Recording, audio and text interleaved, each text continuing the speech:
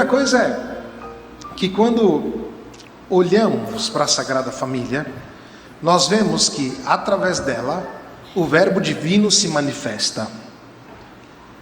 Jesus, porque Deus, poderia se manifestar de mil maneiras, poderia simplesmente se materializar aqui, enfim, mas o caminho que o Verbo Divino escolhe para se revelar ao homem é o caminho ordinário de todo e qualquer homem. Se encarna no seio de uma mulher, passa 9 meses, nasce e está no meio de nós. Só isto aqui é o suficiente para que a nossa mentalidade cristã compreenda que a família contém algo divino. Contém, porque foi criada pelo próprio Deus na criação, a união do homem e da mulher, e muito mais eloquente é o fato de que Cristo se encarna dentro desta realidade. Portanto, a realidade familiar, ela é humana, mas não podemos jamais esquecer o dado divino, que é o que o mundo atual propõe. O mundo atual diz que basta ter família, mas coloca-se de lado o dado divino. Tanto que os matrimônios hoje acontecem como puro contrato num cartório. As pessoas, cada vez menos, estão procurando, de maneira geral, a própria religião ou os católicos, a igreja, para se casarem. E isto é um erro. Por quê? Porque a nossa espiritualidade cristã compreende que a união entre um batizado e uma batizada é um sacramento, e por isso deve vir até a presença de Deus para que possam se unir no laço matrimonial e receber a bênção dos céus. Portanto, a primeira coisa que nós somos chamados a tirar da nossa cabeça é a ideia de que o matrimônio é apenas horizontal, é apenas algo humano. É humano, mas não podemos esquecer que foi criado por Deus, e o próprio Deus se encarna numa família. Portanto, ela tem também uma haste divina. O que quer dizer com isso? A dimensão da família, ela é cruciforme, ela é humano, divino. E aqui podemos dar um passo, que não é o tema da homilia, mas qual que é a forma do amor entre o esposo e a esposa? A cruz de Cristo. Se nós quisermos ter um modelo de esposo, um modelo de esposa, é a cruz, tá? Olhamos para lá e vemos Cristo, esposo que se entrega completamente à sua esposa, a igreja, e a igreja que recebe o seu esposo, ok? Não vou entrar nisso aqui, é só para a gente ter esta visualização e criar esta imagem na nossa cabeça clara de que a família possui algo de divino, não é simplesmente na mão dos homens, ok?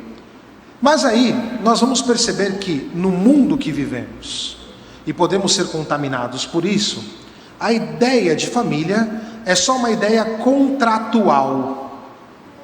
Não é errado o contrato, porque é necessário que o Estado garanta o bem-estar das famílias.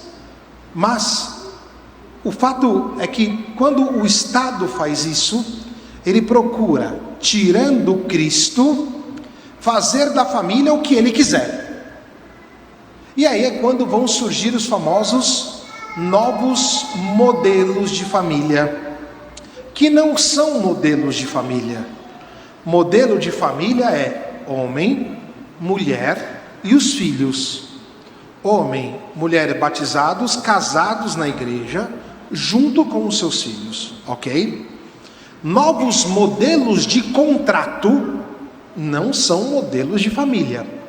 Então esta ideia de poligamia, de trisal, de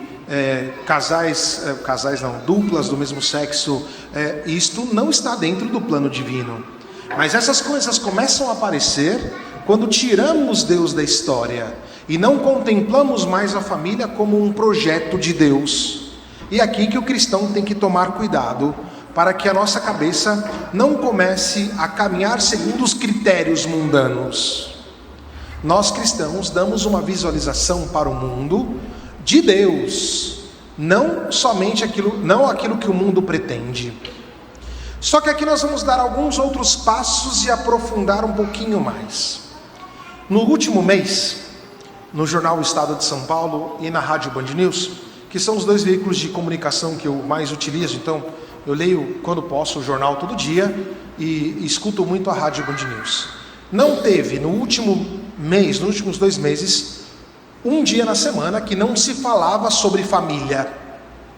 E foi muito interessante porque a maneira como se fala sobre a família é uma maneira tão vazia, que a minha vontade, por exemplo, ontem, quando eu vinha para a paróquia, era ligar na Rádio Band News para chamá-los para o debate. Qual é o grande problema hoje, não? Que estavam discutindo?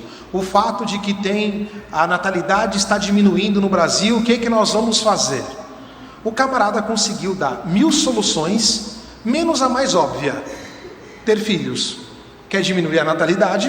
Então, tenhamos filhos. Pronto, simples assim. Não, mas ele conseguiu dar respostas mirabolantes para resolver o problema da velhice, que aí as pessoas têm que fazer exercício para envelhecer bem, não depender de ninguém. Mas é de uma baixeza impressionante. Só dei isso aqui como exemplo, não é nisso que eu quero entrar. Eu gostaria... Aí a menina falou assim: eu não tenho filhos, a locutora da rádio, porque que mundo que meu filho vai receber, né? Tá tendo aí agora a mudança climática, né? Meu filho vai ter problema.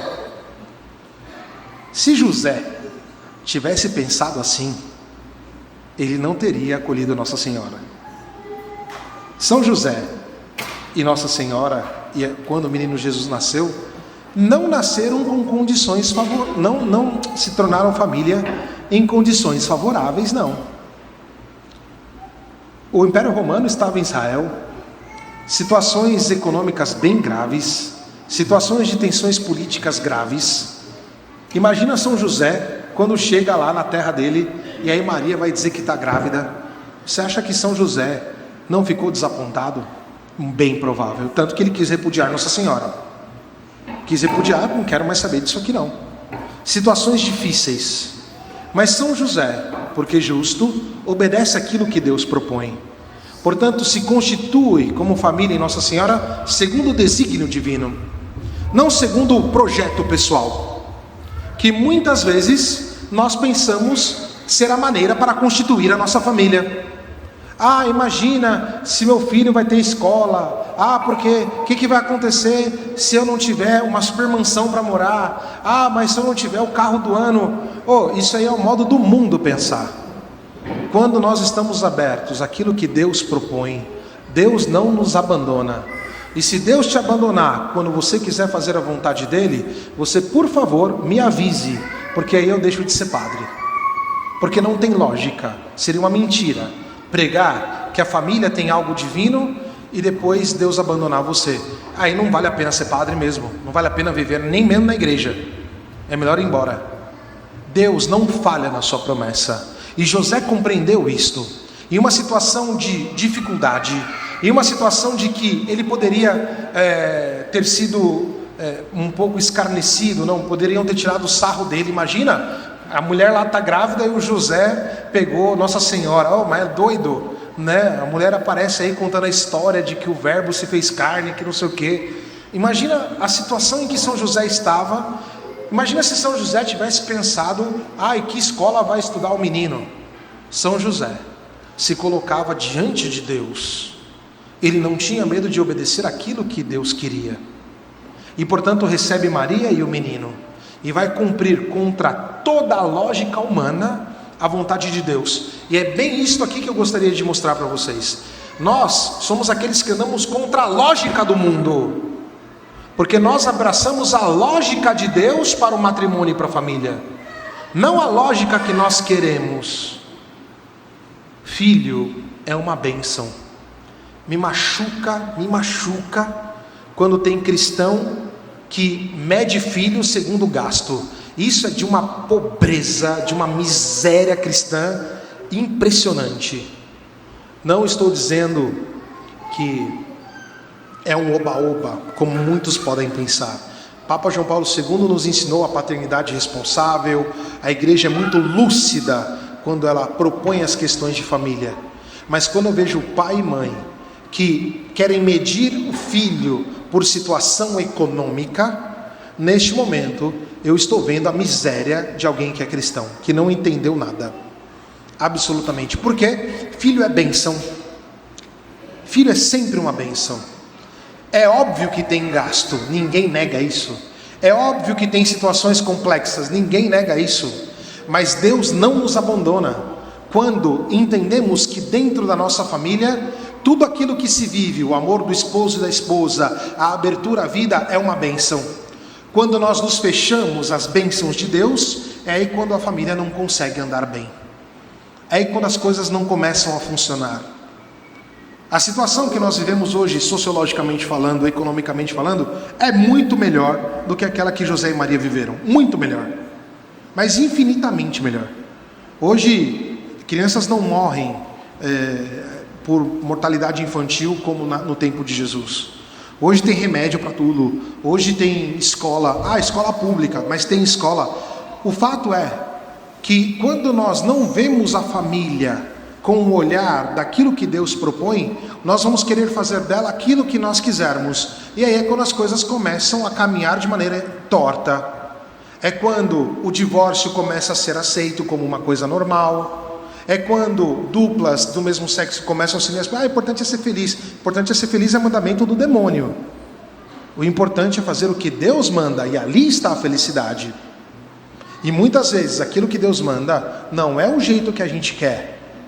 São José não esperou ficar tudo bonitinho, agora está direitinho, vamos casar. Não. São José entendeu a vontade de Deus. Maria entendeu a vontade de Deus. Será que nós entendemos esta vontade?